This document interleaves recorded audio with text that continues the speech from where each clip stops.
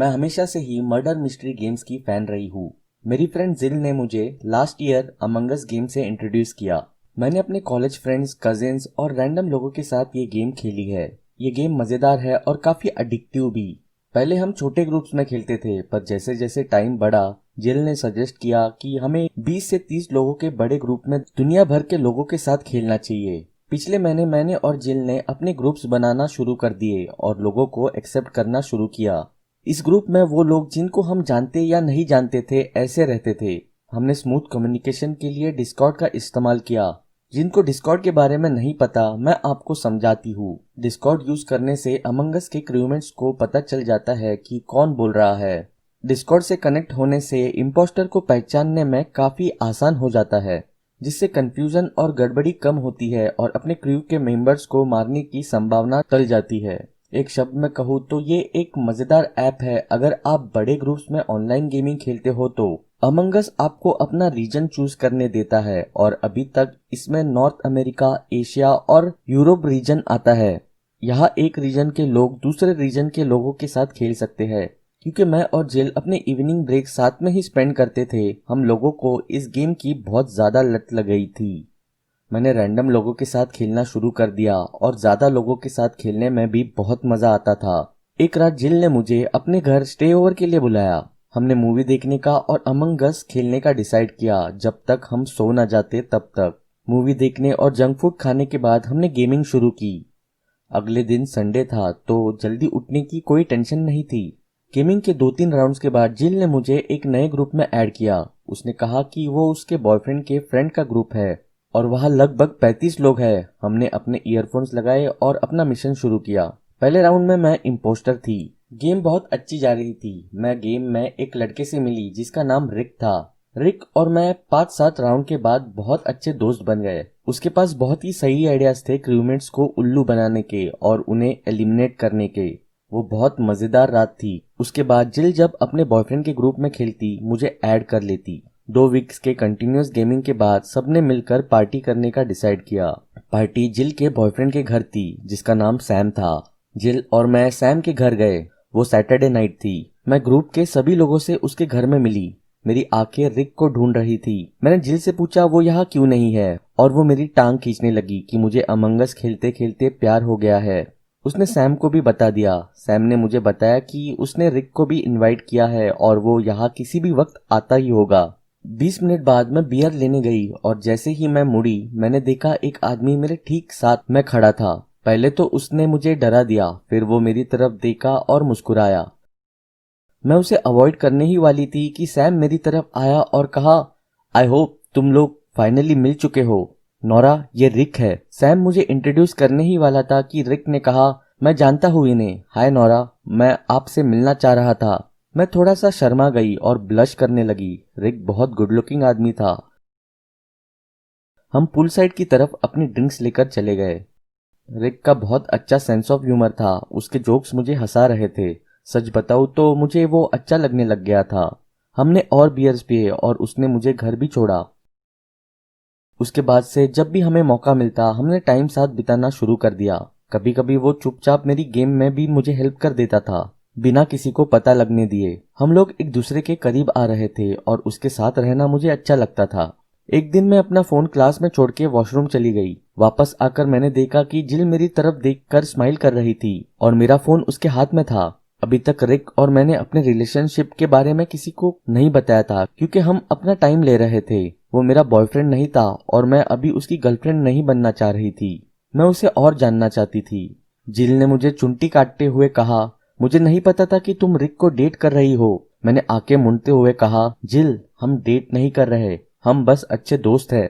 पर अफवाहें तो जंगल की आग की तरह फैलती है। जिल से बात करने के बाद ग्रुप में सब हमारी टांग खींचने लगे। रिक को ऐसी अटेंशन से बहुत मजा आ रहा था और मुझे गुस्सा। एक संडे की दोपहर को रिक ने मुझे लंच पर चलने के लिए कहा। हम पास के रेस्टोरेंट गए और रिक ने अमंग अस चैट बॉक्स में हमारी टांग खींचने का टॉपिक उठाया।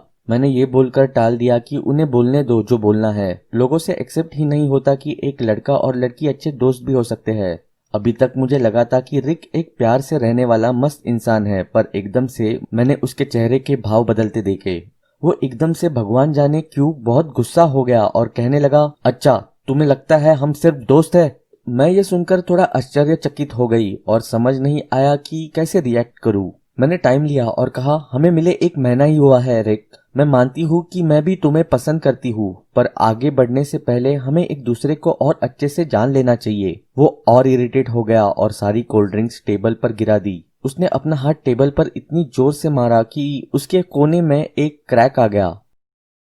मैं इतने गंदे व्यवहार से अपमानित महसूस कर रही थी। मैं खड़ी हुई और रेस्टोरेंट छोड़कर चली गई। उसके बाद रिक ने मुझे 1 हफ्ते तक कोई कांटेक्ट नहीं किया। जो उसने किया था उसके बाद तो मैं भी उसे कोई बात नहीं करना चाहती थी। वो पूरा हफ्ता हमारे साथ खेलने नहीं आया और ग्रुप के लोग मुझसे उसके बारे में पूछने लगे। मैं ऑलरेडी ही खराब मूड में थी, तो जो मन में आया बोल दिया, हम दोनों सिर्फ दोस्त हैं और तुम सब लोगों को अपने काम से मतलब रखना चाहिए। उसके बाद सबने हमारे बारे में पूछना छोड़ दिया, एटलीस्ट मेरे आगे तो नहीं पूछते थे। एक रात में अपने कॉलेज असाइनमेंट्स पर काम कर रही थी कि अचानक रिक का फोन आया। जैसे ही मैंने आंसर किया, वो मुझसे अपने बर्ताव के लिए माफी मांगने लगा। मेरा उसकी बातों में घुसने का कोई मन नहीं था, पर क्योंकि वो बहुत जबरदस्ती कर रहा था तो मैंने उसे माफ कर दिया। फिर उसने कहा कि वो इस वीकेंड अपने फार्म हाउस पर एक पार्टी थ्रो कर रहा है। सैम और जिल भी आ रहे हैं। उसको अच्छा लगेगा अगर मैं भी आऊँ तो। मेरे पास कोई बहाना नहीं था बनाने को और मुझे पता था कि अगर मैं मना करूंगी तो वो कॉल करता रहेगा। तो मैंने बोला मैं पहुंच जाऊंगी। मैंने जिल से बात की और वो खुश हो गई कि मैं भी रिक के पार्टी में चल रही हूँ। हम सब रिक के पार्टी में गए। मजा आने लगा। बहुत टाइम के बाद हमारा ग्रुप फिर से पार्टी कर रहा था। हम सब ने अमंग अस खेला और बहुत बियर्स भी पिए। कुछ टाइम के बाद मुझे बहुत चढ़ गई। मैं लिविंग रूम के पोर्च पर बैठी थी कि रिक मेरे पास आया। वो मुझे बताने लगा कि वो मेरे साथ टाइम स्पेंड करना कितना मिस करता है। मैं उसे सुन रही थी। मेरे पास और कोई चारा नहीं था। फिर रिक और ड्रिंक्स लेने चला गया। तभी सैम का दूसरा दोस्त माइक मेरे पास आके मुझसे बात करने लगा। माइक और मैं कैजुअल बातें कर रहे थे और गेम डिस्कस कर रहे थे। तभी रिक वापस आ गया। मुझे माइक से बातें करता देख उसने अपने हाथ में ही बियर की कैंस क्रश कर दी। रिक ने एक और तमाशा खड़ा कर दिया और उसके दिल से खेलने के लिए मुझे गाली भी दी। मेरे पास शब्द नहीं थे इस समय। जिल ने मेरी साइड ली और कहा कि ये सब उसकी गलती है क्योंकि उसने अपने दिमाग में ये सब चीजें इमेजिन की थी, क्योंकि मैंने कभी नहीं कहा कि मैं उससे प्यार करती हूँ। मैं निकलने ही लगी थी कि रिक आया और उसने मेरा हाथ इतना कस के पकड़ लिया कि उसमें चोटें आ गई। पार्टी में सबने उसे ऐसी हरकत की वजह से डांटा और मुझसे दूर ले गए। मैं जिल के साथ घर वापस आ गई। अगले दिन रिक लापता हो गया। सबने उसे बहुत ढूंढने की कोशिश की, पर उसने कॉलेज जाना और दोस्तों से बातें करना छोड़ दिया था। मैं ये सोच सोच के डर रही थी कि भगवान जाने वो अब क्या करने वाला है। 1 हफ्ता बीत गया और रिक का कोई नामो निशान नहीं मिला। किसी को नहीं पता था कि उसके पेरेंट्स कहाँ थे, तो कोई मिसिंग पर्सन की रिपोर्ट भी नहीं दर्ज करा पाया। एक रात मैं अपने कमरे में आराम कर रही थी कि जिल का फोन आया। उसने मुझे अपना फेसबुक प्रोफाइल चेक करने को कहा। मैंने तुरंत अपना फेसबुक पेज खोला और देखा कि रिक ने अपनी फेसबुक प्रोफाइल पिक्चर अपडेट की है। वो सैम की पार्टी की एक ग्रुप फोटो थी और उसने अपने आप को और मुझे क्रॉप कर दिया है जहां हम साथ बैठे थे। उसने उसमें जो कैप्शन लिखा था उसने मुझे बहुत डरा दिया। मैं और मेरी गर्लफ्रेंड जिसे मैं अमंग अस खेलते हुए मिला, हैशटैग हम कभी अलग नहीं होंगे। मैंने इस घिनौने इंसान के अगेंस्ट रिपोर्ट दर्ज कर दी है। सबसे अजीब बात यह है कि किसी को भी इसके बैकग्राउंड का कोई आइडिया नहीं है।